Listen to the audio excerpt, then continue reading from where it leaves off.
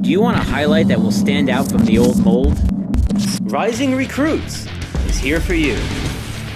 Professional title screens with easy-to-read important information, use of multiple camera angles, professional graphics that emphasize your skills for coaches to see, 4K and high frame rate cameras to capture all the action.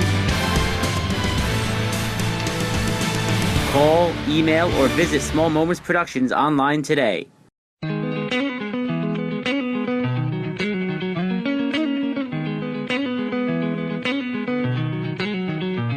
are Talkin Baseball, NorthJerseySports.com's original multimedia series, talking all things baseball across North Jersey.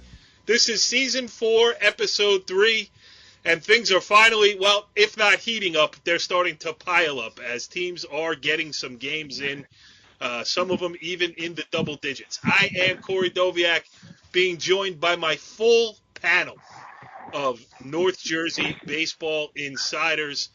We did 1 week with one co-host, last week with a different co-host. Now we're all three together, and one of them is walking the streets of Dumont, New Jersey. He is Joey Facemask, Joe Sutera. Where are you, Cal? Right now, to my house. I'm on the corner. Yeah, OD, I'm on the way to your house. I'm on the corner of Omaha and Aladdin. I'm on the corner walking around the corner of Omaha and Aladdin. Now, what are you doing? Wow. Why? That's the question. Well, because we're at a social gathering, and this is a perfect segue into how pissed off I am about this whole week, Corey, because we were supposed to have a show on Tuesday. Right. Then you said no. You called me and said, "Oh, we got to change it because the coaches have something to do." Right. Fine. Wednesday, nope, can't do it. Got to change it. Last night, are you ready? Calling you in 2 minutes, Joe. I'm waiting. 25 minutes later, what happened? We were going to have OD. We were going to have Byron. We were going to have this guy. We were going to have that guy. And the show never happened. Right. So it leads me, OD, in 4 years, okay? 4 years now. This is the fourth year. He's never once rescheduled the show because I had something to do, his co-host, right? He would rather have other people. He had people on, busting my balls. Oh, Joey Fashion Show, Joey Chaperone, Joey Face Mask, all the nicknames.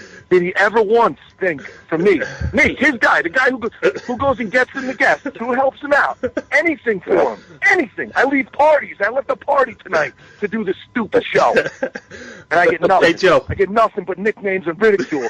Nicknames and ridicule.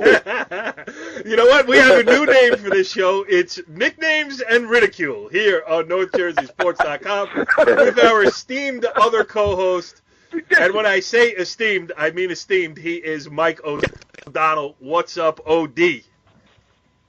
Well, it's been an interesting, and all of us know, the games are piling up, and we're starting to see some good separation of programs we sort of suspected that would be good, some programs that are still trying to find their way, and then there's the bottom third where I really feel for them. It's been like they've had more washouts, and now if the weather does break the way they're saying next week, we're going to watch some games that could have high scores that look like softball scores on a Sunday morning beer league.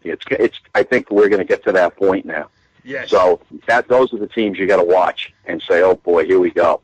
And that's not good for baseball in general. And again, yeah, we know about the pitch count and all, but it's also stressing out because of the weather. Yeah, we're Northeast guys. We know what we're getting into with the snow and the rain and the pestilence and everything else God throws at us. But we basically understand that. But this year's been a stop-go that I haven't seen in at least 20 years. Yeah. Where I talk to coaches, and how many fly balls can you take in a parking lot?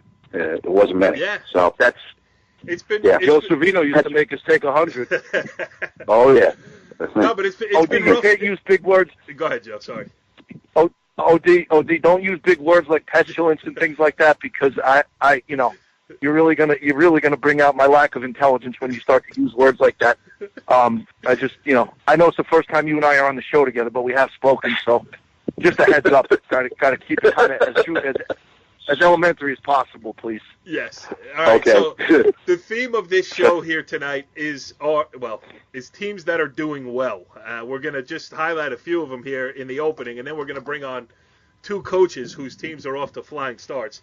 We're going to have Glen Rock head coach Billy Crispino join us. The Panthers are 9-0, a perfect start to their season, so it'll be good to catch up with him, and that after they lost 12 seniors from the team last year.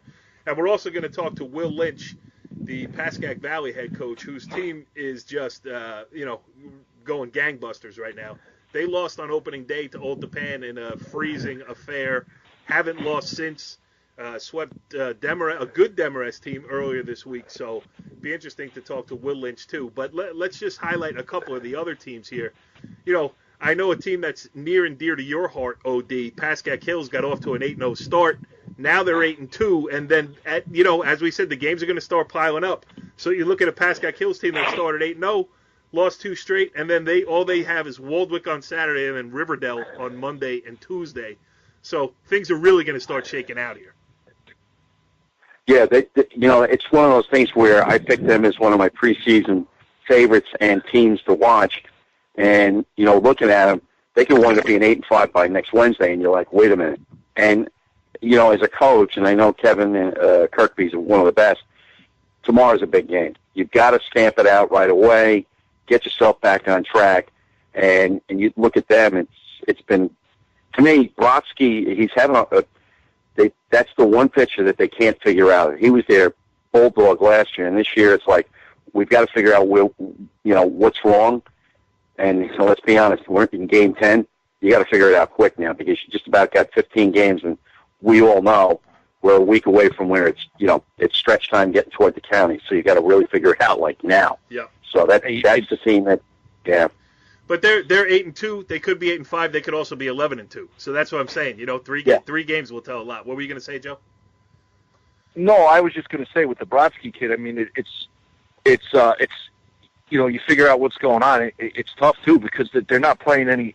It's not like they're getting any cakewalks in that period where they got to try to figure it out. I mean, and we're kind of. I mean, think about it. We're talking about trying to figure him out, and they're still 8-2. So they're doing a great job. And if they do, I've never seen the kid throw, but he was a bulldog for them last year, and if they can be 8-2 with him struggling, once they figure him out, I mean, I don't even know how much he is struggling. They're having a pretty successful 800 winning percentage at 10 games in. Yep.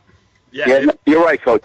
And you go into that conference, you still got Riverdale, Mawa, Rams, right. Dumont. It's ridiculous. That could be that could be the toughest conference coming out. But you also, if I'm in a county in another division, and as you get to the county tournament, you may not want to play those guys because that type of baseball gets you really tournament tough. The old NBIL was like that. I always told people for years, they go, "What do you think?" I says, "Watch the NBIL teams." Because they used to beat each other up pretty good. And then when they came to Ramapos, the Otapans, the Demers, so on and so forth, you knew that you weren't going to be playing the Sisters of the Poor. Yep. So that was the one conference I always told people. BCSL, when I was with Coach BCSL American was that way too, Joe. You coached in it. You're an assistant. When you had the Cliffside Roland, the Rutherford, the Riverdale. Real good. Westwood, Rutherford, Riverdale, Westwood, Cliffside Park. I mean, it was just you're throwing haymakers every time you're on the field. You're taking somebody's best, and it just seemed like at that time in that league, everybody had 2-3 kids that could beat you. There was nothing that was watered down, and that's the same thing with the NBIL of years ago. Even the NNJIL. You had some cupcakes in the years. NJIL. You had the Badgers of the world where you could, you knew you could throw your number 5, get a couple kids. Yeah. You had Fort Lee in the BCSL American. Still the only team never to make the county tournament. Who's that? Fort Lee. Yes. Yeah. No it's offense. A shame. I didn't mean to take a shot at Fort Lee. That was not in the show prep here. Is that a Powell Park thing? Yes. Is that a Powell Park thing? Yeah. Right. Always on top of the hill. They're always on top of us. Yeah. All right. Couple other things just got to mention here, and then we're going to get to Billy Crispino. St. Joseph Regional with the sweep of Don Bosco earlier this week, a video of which you can watch now on NorthJerseySports.com in the maiden voyage of our new feature called The Training Room.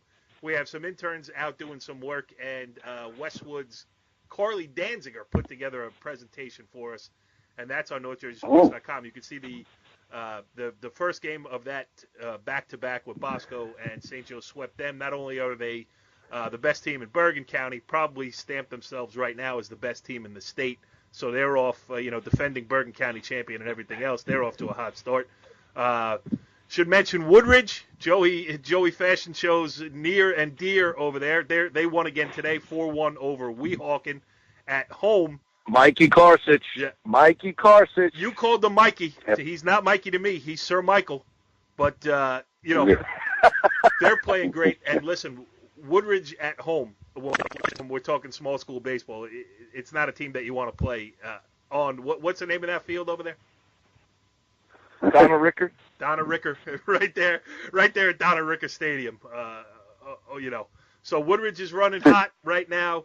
We got PV. We're going to talk to Will Lynch. Ridgewood's still running pretty well as well. They had a big win over Bergen Catholic. That always raises an eyebrow or two. And then they lost to another hot team in Indian Hills. So, OD, we got a lot of good teams here as the county tournament starts to shake itself out. At least those that, are going to make – those who have a chance to make a legitimate run at it and in it.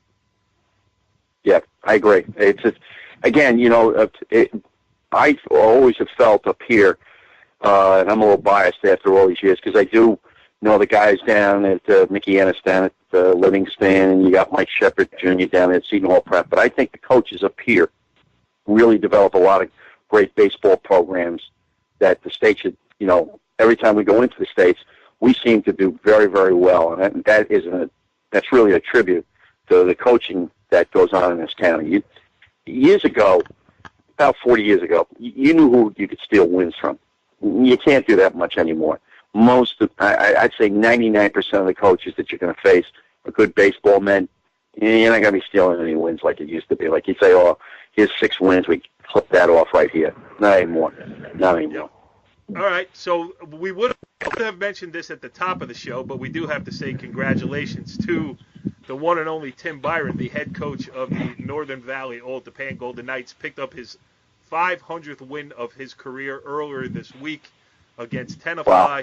And we would have mentioned it earlier, OD, but he declined politely, but he did decline an appearance on this edition of Talkin Baseball, which led to the whole chain of events that has Joey Fashion Show walking around the streets of Dumont as we welcome in our first guest of the evening, joining us on the Complete Performance Baseball Academy hotline.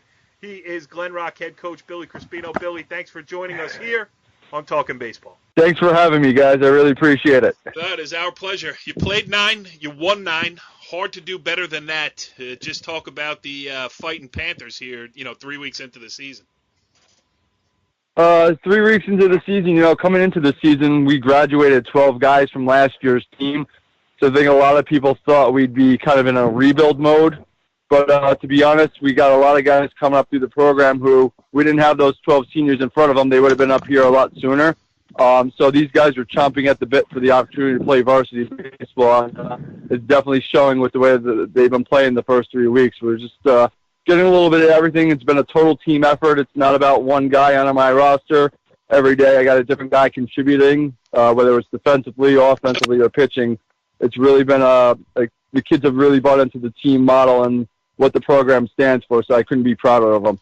Yeah, well, it seems like what the program stands for has changed drastically since you took over as the head coach. I mean, you inherited a mess over there. The guy who left it is Joey Facemask Sutera. Joey, ask your protege a question here. Billy, Bill, who's the best high school coach you ever played for?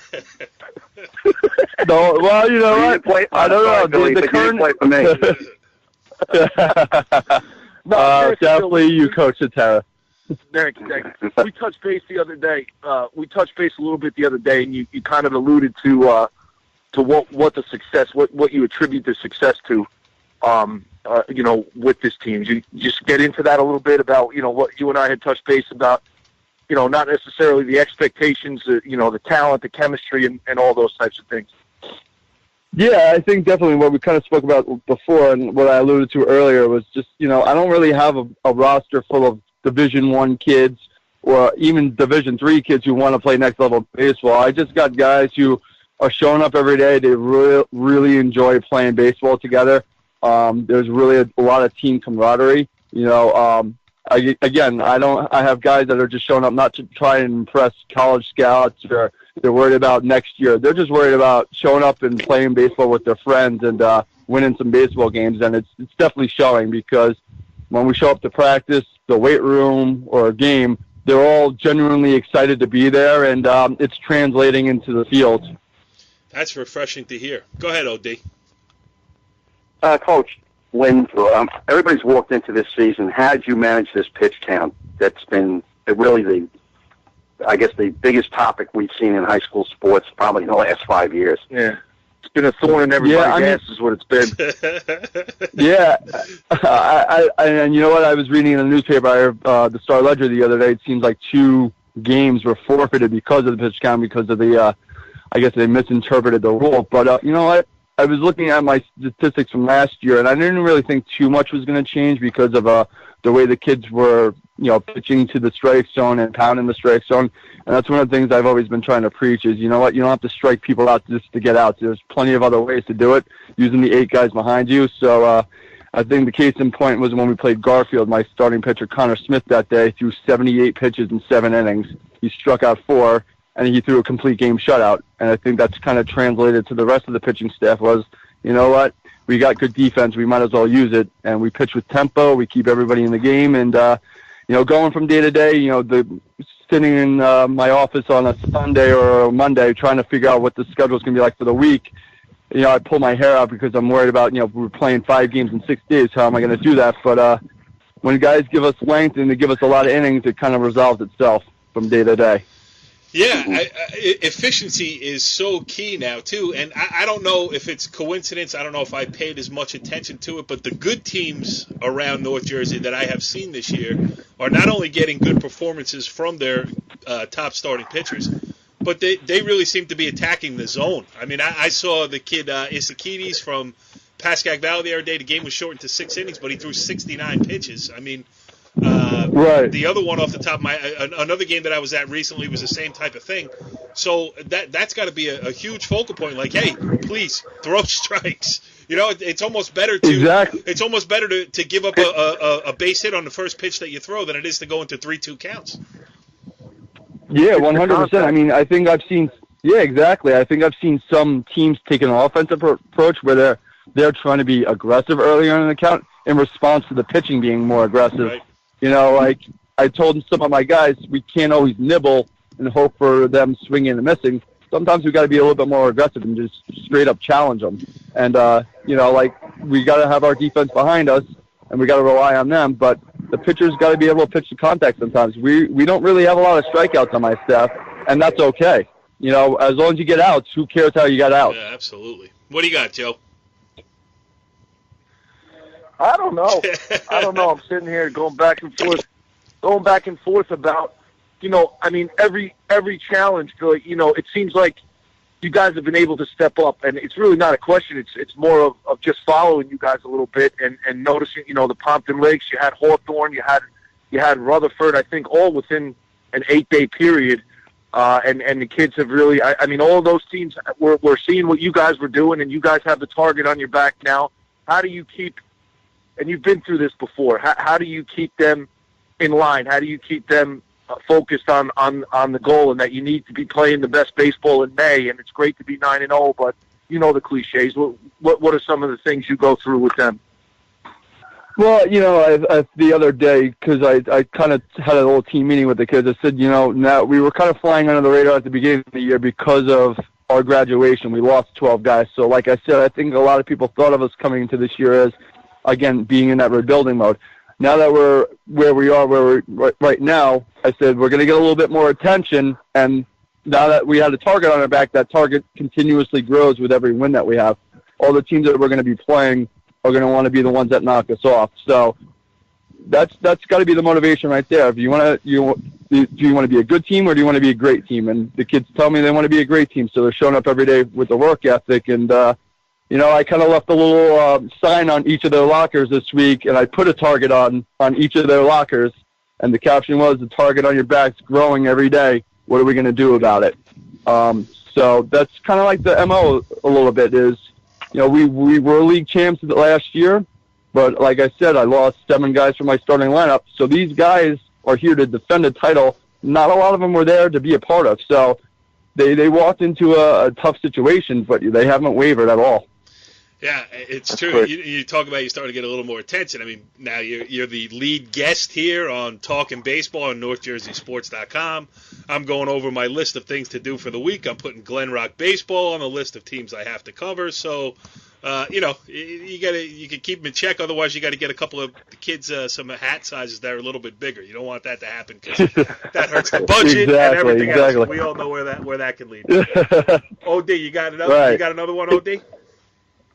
Well, Coach, when you lost 7 kids, sometimes it's never the best teams that always rise up. It's the best team chemistry. So would you say, looking at this team, the chemistry more surprised you than the talent level? Yeah, I would 100% agree with that because, like I said, none of my seniors who are on my team right now are playing baseball next year in the next level. Some of them probably could, but they're choosing not to. And that just kind of goes to show the mentality they have. They're just enjoying the moment. They're enjoying playing with their friends that they grew up with. And I think the way that our program's been is, you know what, even though these kids weren't on the varsity team last year, they came up through the program together. They were on the JV team for a couple years together. They played freshman baseball together. And I think that maturation process, coming up together and doing some good things on the sub-varsity level, prepared them for where they're at right now. Even though the competition was, a little bit stingier on the varsity level, coming up together was huge. And that's one of my number one goals is with my program is I want to keep the kids together as much as possible. I got a good freshman class right now who's undefeated. I got a good JV team who's undefeated right now. So, again, the process is working, and we're going to stick with that process so that when the kids do come up and they get the call, they're ready to go, but they're ready to go together, not as individuals. Yeah, that's good stuff. Last thing before we let you out of here, just, you named a couple of your pitchers, but just name a couple of the other guys who've, some of this senior class that's come through for you.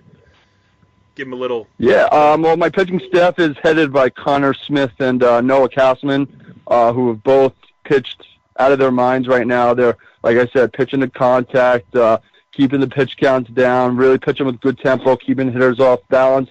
And then I've gotten key contributions from Matt Capito, who's a junior, Cole Deutschman, who's also the junior, Jack DeSava, who's a senior. He's a first-year varsity player who's a senior, and Danny Mendelson, who's also the junior. So I've gotten contributions from a wide range of guys. I do have my top 2 guys who kind of lead the way, but we're only as good as our depth, and our depth is definitely showing, especially with a tough schedule when we're playing 5 games in 6 days. You can't just rely on a number 1 or a number 2. You're going to have a 3, 4, and 5, especially with the pitch count nowadays. No doubt. Yeah, good stuff. All right, well, we are happy to see that you have picked up the mantle from Joe Sutera, and you are carrying it forth. Joe, he owns your 200th win, I think, Joe. Oh yeah, hands down. But he was involved in some pretty big ones back when he played. So that's all right. He could take the mantle and run with it. Yes. He deserves it. Billy, doing a great job. I think he's walking around with a ring I have too. Great stuff, Billy Crispino, head coach of the undefeated Glen Rock Panthers. Thanks for joining us here on Talkin Baseball, and you're on the list. I'm coming to watch you. So continued good luck, and we'll see you soon. Thanks. We're looking forward to it. All right. Well, we go from a Glen Rock head coach, Billy Crispino, whose team is undefeated, to another head coach of a red-hot ball club here in Bergen County, as we welcome in on the Complete Performance Baseball Academy hotline, Pascack Valley head coach Will Lynch. Coach, thanks for joining us here on Talkin Baseball. Anytime. Thank you for having us. Yes, we are all about nicknames and ridicule on this show, as our friend Joe Sutera. So should I call you Lucky? Well, okay. So that brings up a point here. I have been known, just a little background information for my 2 co-hosts here, Joe Sutera and Mike O'Donnell. I have been known as the Black Cat of Pascack Valley baseball for going on, I don't know, 5-6 years now. It seemed, and it only seemed, and Joe, you'll remember this because, you know, I was there when Woodridge pulled the first-round upset of Pascack Valley in the Bergen County tournament. A couple other games didn't go their way, and all of a sudden I'm the Black Cat. But this guy doesn't remember, this Will Lynch, the last public school team to win a Bergen County tournament, 2010 Pascack Valley Fighting Indians, and who did the interview with Will Lynch right after the game? That would be me. So what do you say to that? That would be you. No, that would be you. Right. I agree with you. Yeah, you know, every once in a while, you know, like I was telling them, I said, blind squirrels do find acorns. Yes. So, you know, you kind of, you're okay. You're okay in our book. Yeah. It's always been a joke, and you know, it's funny as I usually say that about anybody who comes to our game. You know, any of the media, we'd go, as most baseball coaches, we'd probably, you know, we'd like to play under the radar. Yeah. Well, yeah, you know, the thing I've noticed about great coaches and doing these shows, all kidding aside, over all these years, is that nobody remembers the wins. They only remember the losses. They could give you this. Oh, absolutely. So, you know. Absolutely. You remember me when you lose because you remember that game vividly. But you haven't lost much this year. 6-1 now. Joe Sutera hanging out on the corner down there. I was waiting for that. Yeah. I was waiting for the laughter, Corey. I was waiting for the laughter. I had it going. I had it rolling here. I was about to mention the fact that it was a loss on opening day, and now 6 straight wins for Pascack Valley, and not only wins, but Coach, you guys have been doing it in impressive fashion. We've been swinging the bats really well. The kid the other day from Demorest actually held us in check all day long. I had to get a really good outing from Riley Weiss. Did a great job pitching. We 2-1. Other than that, we've been scoring an awful lot of runs. We've had some pretty offensive outputs. We put up a 12 spot. We put up a 14 spot. We put up a 10 spot. So we've been able to score. We put up a 12 the other day when you were over at Demorest with us. Yep. So we've been able to score a lot of runs. I mean, up and down my lineup. Somebody said the other day, or it was the other day when we my 9-hitter. The kid's now he's hitting 500 for us. That's production. And he's got a I did his on base percentage. He's got a 750 on base percentage right now. You know, and we have and in the course of that we have played Tenafly and Demorest and Ramsey and Old Tapan. So it's not we haven't been playing what I would consider to be light teams. So he's the kid's I think he's got like 6 or 7 doubles already. And, I just keep waiting for him to thank me for leaving him in the 9-hole right now. Hold your breath. But he's, you saw him the other day, too. I think he had 2 or 3 hits the other day at Demorest. Yep. Alex Criscuolo you're talking about, right? Alex Criscuolo, yeah. See, that's the thing. A lot of people know about our 3-4, my 3 and 4 kids, the kid Cassio and Jack Havana. They're both returning all-county kids. Excuse me, but... my leadoff hitter, the kid Novakowski, Matty Novakowski, he batted third for me all last year. Yep. And he plays catcher, so you got a catcher batting. Yeah, and he plays catcher.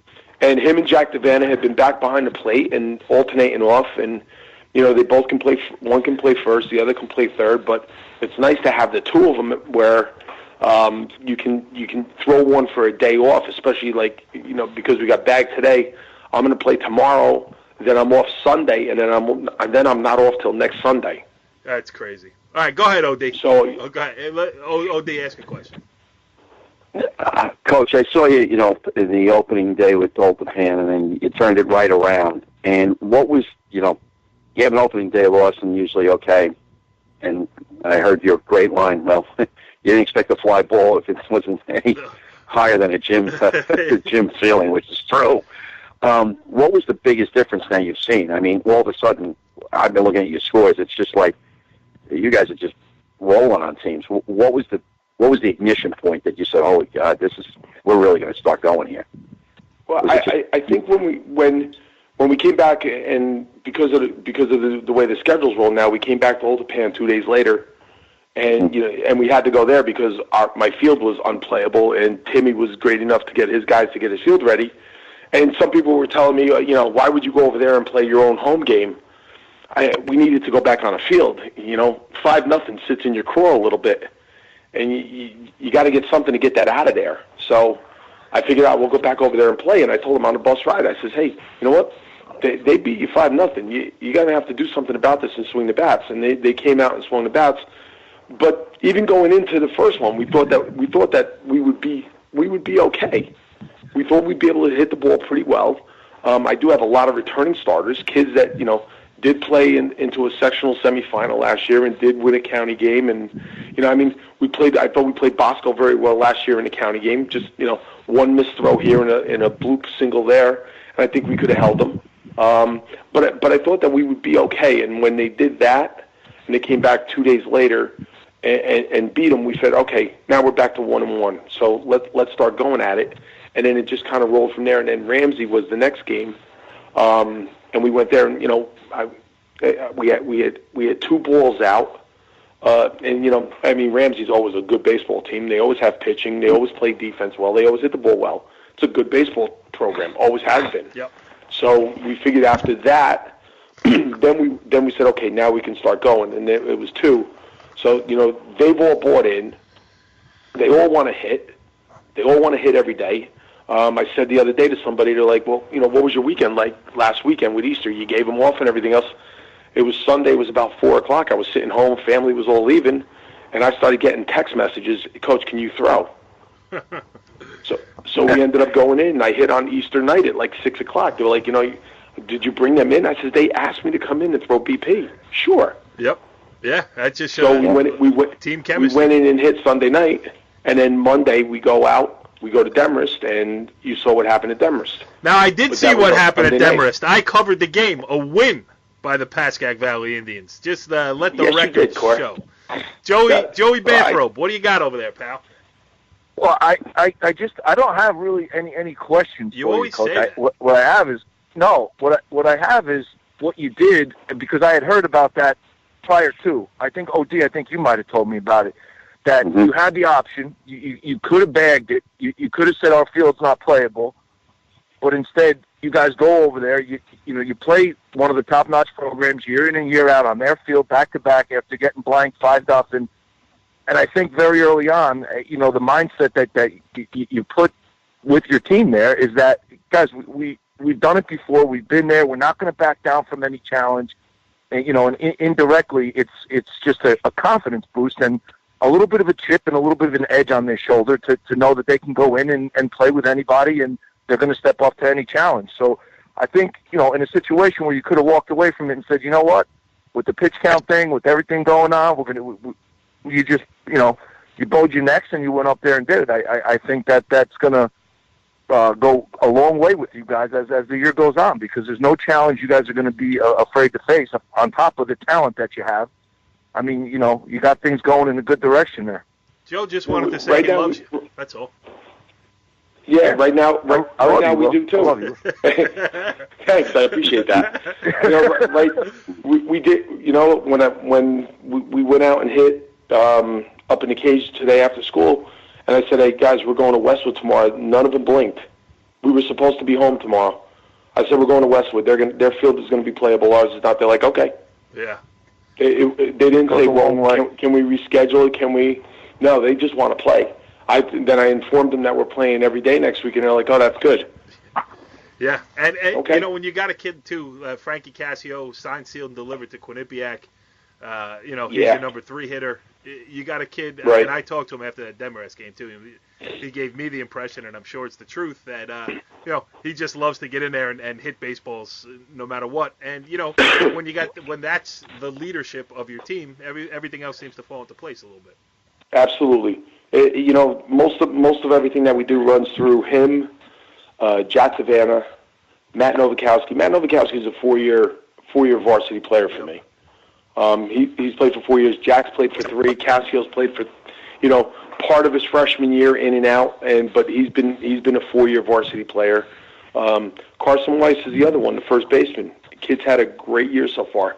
He's probably, in my opinion, the best defensive first baseman in the county. defense. I'd have to agree with that. I saw him. He made a couple of picks there at Old Japan. He's good. Yep. He's can got kick all soft day hands. long. You know what? And he's hitting in the 5-hole for me. He leads my team in RBIs right now. But everybody talks about, Jack and Frank. Why? They're the kids that are returning with all county honorees, and Novakowski, 3-man bat and leadoff. They've seen those names a lot. Carson is an under-radar kid for now. I'll tell you, Coach Lauderhan, he's going to go play baseball for him next year, too, at Willie P. He loves him as a first baseman. He's going to go there, and he's that one kid that you're going to put in the lineup and be like, I wonder what he could do. And then you put him in there, and next thing you know, you're never going to figure a way to get him out. He's just going to make you put him in the lineup every day. Another kid that, I love watching play on your team. Last year as a freshman, now as a sophomore, it's fun to watch a shortstop who knows what he's doing at the position. And your guy, Justin Martin, knows what he's doing at the position. Justin knows what he's doing. He's, last year he got thrown to the wolves a little bit. And, we took him and said, hey, look, you're going to make some mistakes. Just go there, relax. You're going to boo the ball. You're going to make a mistake. I don't need you to hit 400. I need you to be able to play defense. Because we had struggled at that spot. We were set in the corners. We were set up we were set in the outfield. We had people that could swing. I needed a shortstop, and he was playing on a freshman. In the spring he had come with us as a freshman, and we kind of kept him around. But then I let him start there, and I gave my older kids the opportunity. Some kids didn't take that opportunity, to the fullest, and I had to go make a change. And he came up, and he's been playing there ever since. And all the kids know that he's our shortstop. Yeah. The older kids, the younger kids, they all know it. He's fun to watch. He plays with an energy. He's actually hitting the ball pretty well right now. We're back to the idea of, if my shortstop hits, 280 and can turn double plays all day long and not cost us runs and make the right cuts and all that stuff all day long, you would take that every day. Yep. And, he's hitting over 300 for us right now. So he's, been a pleasant, and he's only a sophomore. Yeah, in a lineup with a bunch of older guys. The last guy I want to ask you about is obviously the ace of your staff here, Jared Izakidis. Win, Jordan. Sorry, I just wrote his name 1,000 times in the article I wrote for him with the Demarest game. Jordan Izakidis. A win his first time out against Old Japan, his first ever no-hitter, his second time out against Tenafly, and then a one-hitter against Demarest. Hard to have three better starts than that to start a season. And he was a guy that basically came from nowhere. And I interviewed him the other day. He said he didn't pitch that much in Little League. He assumed the role of ace last year when your guy Verost got hurt in front of him. And all he's done since is be that bona fide ace that every team with, postseason aspirations definitely needs. And he's been there for you. Oh, absolutely. He came up last year as a sophomore, and he went out his first game. He ended up with a loss. We were going to start Verost, and Verost went out to the mound. It was his second outing. His arm had been sore, but he said he was going. He thought he would be okay. Went out. He went up into the bullpen, started throwing. And he says, "I can't do this." And Jordan was just sitting there, and I brought him just as an emergency with me. And he put out, and he went out, and if I'm not mistaken, I think we lost the game like 4-2. But he pitched a good game, and we said, okay, you know what? We're going to give him the ball every fifth day, every fourth day, and we'll go from there and see what happened. And as he went on and on and on, he got stronger and stronger and stronger. He throws all of his pitches for strikes. I mean, when we do the book at the end of the night, and you look at his first pitch strikes in the no hitter, he faced 19 kids. It was a 6-inning game. He faced 19 kids. He walked the first kid. We got a double play. J. Mart turned a double play solo, and then he went all the way out. And then we made an error in the 6th inning, I think. But then he struck the kid out. So I think out of 19 kids, I think he was 17 of 19 on first pitch strikes. And when I saw him, he was 16 of 22 against a good hidden Demarest team. 16 of 22. Yeah. Right. So I mean, you're looking at that, and then we go back and we realize that he's like 0-2 on 11 kids, 0-2 on 7 kids. That's just because now you can play around, especially if you have control. You can start nibbling outside. You can start throwing things away. You can throw things in. He likes coming inside, which is not common anymore especially for younger kids. They're afraid about hitting people, but he does still, I keep telling him, I says, always, try to deal with the mentality that it's your plate. They're just there renting it for a little while. Own it, though. He should own that plate on both sides. And he's had no problem doing it, but he throws all 3 pitches for strikes. He's gonna get a little bit of I'm gonna give him about 40 pitches tomorrow as a bullpen because he's gonna throw Wednesday against Teaneck. But I didn't want to leave him off from Monday all the way to next Wednesday. Right. So he's going to start tomorrow. And with the pitch count things, we're going to be careful, but I'm going to give him 40 pitches. The way Jordan throws, that could be 4 innings. Yeah, not kidding. He threw 69 against Denver in 6 innings. So yeah, he throws 69 in a 6-inning game. Yeah. He threw 83 against Tenafly as a no-hitter. That's crazy. So and even Old Japan, he went 6 innings, and I think he only threw. I could be wrong, but I think 78 is a number that sticks in my head. Yeah, it was, Coach. I was doing the pitch count. Yeah, it was. Yeah. So I'm thinking that those are. I mean, you're getting somebody who's throwing 80 pitches through 7 innings. Yeah, and the kids like to play defense behind them. The innings move quick. Oh, absolutely. And the media certainly appreciates it. The ball's in play. Yep, the ball is in play. Yep.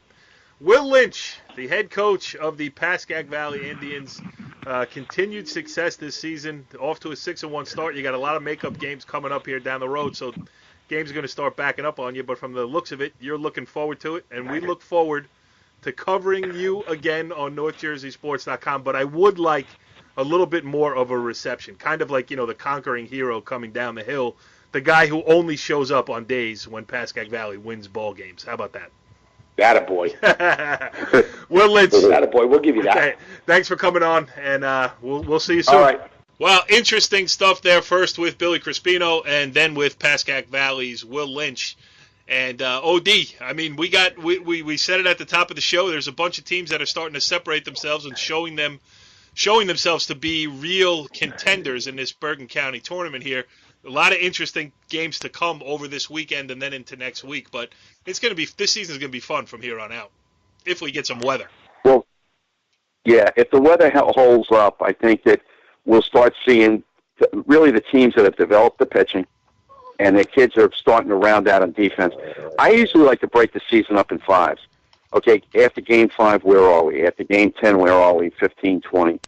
And I think when you look at what Valley's done, and of course what Coach has done over at Glen Rock, you can see that they're getting there, as I would say, separation from church to state, and we're going to start seeing more of that coming down the line. It's been interesting, so far, and I think, and I'm going to say this ultimately, and I've been saying it, I think this is the year the public schools are going to break through and win the Bergen County tournament. I have some people in the back of my mind. I still think these next 2 weeks will start to solidify if I pick the right horses to get there. But I think if they do, I really feel that the Bergen County tournament will be taken by a public school this year. I really do. I think it's that even. Yeah, St. Joe's is dominant, but, hey, I've always said this. Hey, you put your one against their one, and let's see what happens. Yeah. And I think that could be the difference this year. I really do. Remember a couple of years ago when the kid from Richfield Park threw a one-hitter at St. Joe's and upset him in the county tournament. Yep. So it can happen. All right, yeah. Joe. It can. I mean, Joe, you seeing that same type of thing here? Maybe, it's funny. We had Will Lynch on. He's the last public school coach to win a county championship. Before that, it was 2001. Yeah. It was Rutherford. You were on that staff as an assistant coach. Do you think this is a year where maybe it could happen again? I don't know. I mean, I hate to.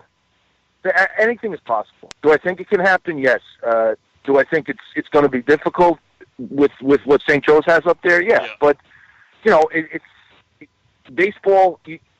OD just said you put your one against my one, and let's go see what happens, because the toughest thing in sports is to hit a baseball. So one against one. Let's see what we have. So anything is possible. Teams are starting to separate themselves, as I think my family did actually tonight. I think everybody has left because I've been wearing out the pavement here on Omaha Street. They just took off. OD, I'm walking over to your house. I'm walking over. I figured that. No, but it's true. And OD, you alluded to that. You split it up in 5s. What we used to do is on average, 24 regular season games and break it into thirds, however you want to do it. But you know, it's great to be 5-0, and then where are you? Take the 5-0, throw it away. Where are you from 6 to 10? Throw it away, and you know, if you can get yourself to be 4-1, you know, maybe slide a 3-2 in there, okay? But you know, you really gauge yourself, and I think teams are starting to do that. But the true separation is going to come, I think, this week with everybody being backed up. You heard how many games Will's playing. You heard how many games Crispino has to play. I was talking to Brandon Flanagan today about their rain out and how he's going to be backed up. It backs up Dumont. So, you know, there's going to be a ton more separation to come, given the games that all these guys are playing in a short amount of time. Yeah, and the one thing, though, to OD's point that I think is right is that, yes, St. Joe's is the number one, but and Bosco, listen, would it surprise me if it's Bosco, Joe's, and Bergen in the Final Four? Absolutely not. So I'm not saying that it's probable. But I don't feel like some team's going to look at it, get to the quarterfinals, and be like, oh, my God, I'm going to have to beat Bosco, Bergen, and Joe's to win a county championship this year. No, right, And that, right. So, right. You know, I don't feel like there's a lock on the Final Four, which I really felt like there was last year, and it turned out to be the case, too, with the St. Joe's Bergen Catholic final. And that, so... Yeah, what you just said is good for high school baseball. Absolutely, yes. Because in basketball, there is a parochial school lock on the Bergen County Jamboree Final Four, and it's, to be honest, it's getting boring. Yeah, you know, again, if you take a look at the just a quick one, what if they start the game on time like they're supposed to, St. Joe's and Hills upsets them? Yeah. I said to people, it changed the whole dynamic, and I think you see that a lot in baseball, like the 2001. Then you saw Alta Pan in 2004. Then you saw Will. And people say to me, OD, and I go, this is where I have a little bit of problem with the county tournament. Years ago, it was 2 weekends. So, you know, you had to sit there and, okay, we can make a run at this. Now, the way it's done, we see Kaminsky 3 times, Colin Dana 3 times right. From the Cats. I put Tommy Byrne. You sit there going, okay, first round, boom, blowout. Second one, right, got it. Now, right. Should they go back to the old schedule? I tend to wish they would, because then it forces, you know, some people to sit up and go, you know what? Maybe my 2 can beat their 2. Let's go. And I think that's been my problem with that. Yeah. I will tell you, OD, and there was a lot of speculation, and I sat on a committee when that was changed, and we stretched it out over, and I think the theory behind it was good because it kind of gave the smaller schools who did have that number one that can you know, go out there and give you a chance to compete. It gave them a chance to kind of line up and get it away from the state tournament and stretch it out a little bit to give people a chance. But now we're kind of reverting back to with this pitch count thing. The small schools, I mean, you know, it's few and far between that they're going to have a shot with the pitch count and the depth that they lack, as opposed to these bigger schools and the parochial schools. So, you know, maybe that will be consideration. But that's a very good. So I think Mickey Hunt said the same thing a couple weeks ago. Yeah, he did. Mickey was good, and again, I'm proud to say this. I was on the staff with the last Group 1 school, Emerson, in 1981 to win the counties. That's crazy. And people, yeah, right. Corey and people said, "Geez, Sutera," and you know, I talked to Joey Palumbit, who he graduated the year before, and he said, "Geez, I missed out on that." We talked about it constantly, and I said, that tournament at that time we were lucky. Yeah, we had the great Jimmy LaRose, but we had Gene Creasy, and we had a lot of guys that bought into what Coach Ennis was doing. And to Joe's point, you know, like, okay, it was perfect. Now, because of this, and I know the committee was trying to do the right thing. I'm not saying that. But then you see the Catholic schools, and here's the other part. We all know they got out in the middle of May, right? Right. So they still have enough time to rest their bodies. The public schools still driving to win a league, trying to get to the states, which they've got to win 6 games to get it. Catholic schools are 4. That takes out 2 starts. So now it backs right into the county, right? So you're like, okay. Yep. And the public schools start the state tournament, you know, immediately after the county tournament, and the Catholic schools can throw their 1 in the final and have them ready for game 1 of their state tournament. So, you know, not only is there a talent gap, and again, you don't want to blame the parochial schools. This is the situation that there is. I mean, they're playing by the rules. Right. It's not like, you know, but it's just it just so happens that it works out in their favor. All right. We got a lot of issues that we brought up. Now, we can't get to all of them on every edition of Talkin Baseball. So that means we're going to have to, take some notes, hold the stuff for next week, and hopefully next week we won't have as tough a time putting this show together. But this was a good one. Joey Fashion Show, you are free to rejoin your family. I hope your wife unlocks the door. They left. OD, I'm walking to your house. I'm walking up Madison Avenue. I'm coming by you. All right. Hey, you might, go ahead. You might as well come over, Joe. I got enough cold ones to give you a little adult pleasure. Thank you very much. Funny that a guy with the last name of O'Donnell might have an adult beverage or two laid around his house. See you next week. A guy named in Dumont, no less. You're right. Yeah, of course. See you next week on Talkin Baseball. Follow the leader.